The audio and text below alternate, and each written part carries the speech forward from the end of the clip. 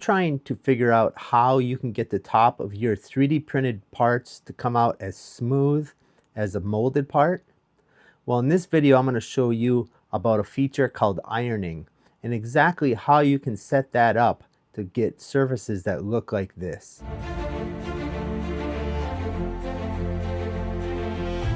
So here's a couple parts that I just printed. These are about 1 inch by 1 inch square, and I use 0.2 for my layer thickness, and I just use the default settings on this guy, and you can see how that looks. That's typically what you're going to get at the top surface of your 3D prints. But if you use a feature called ironing, you can get surfaces that look like this. Now, if you just use the ironing feature straight out of the software with the default settings, it's not going to come out looking as nice as this. I'm going to go in and show you the settings that you can use to make it look as smooth as a molded part.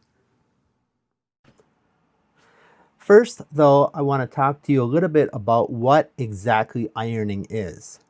So what ironing will do is it will, when it's done printing the part, it'll go over it one more time, and it will basically take that hot tip of the nozzle, and it'll run it over the top back and forth a number of times relatively slowly, and it'll just kind of remelt that top layer to have it all flow together real nice.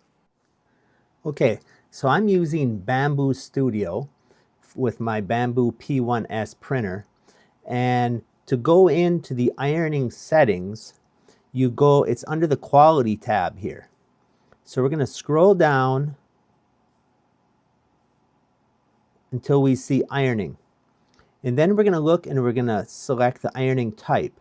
In this case, I chose top surfaces. Now, some other choices could be just the topmost surface, which in this case, it wouldn't matter, it's just a cube. Or you could just do all the solid layers and so on. What typically makes sense for me in most of my prints is the top surfaces. So I chose that. The ironing pattern is okay to be set at the default ironing pattern, rectilinear, that's totally fine.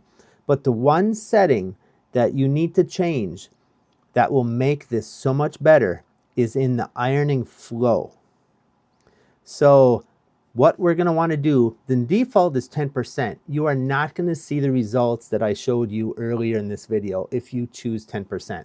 What you're going to want to do is choose 25% on your ironing flow. And that's it.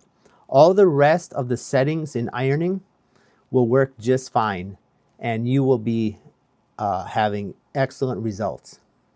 So thank you for watching this video. Thanks for checking out this 3D printing tip that I have for you. If you haven't already, please subscribe. I'm going to be doing some more 3D printing videos. So I'm going to be giving you more tips and different things that I've learned over time on this printer. And so go ahead and subscribe if you haven't. I would appreciate that. And we'll talk to you next time.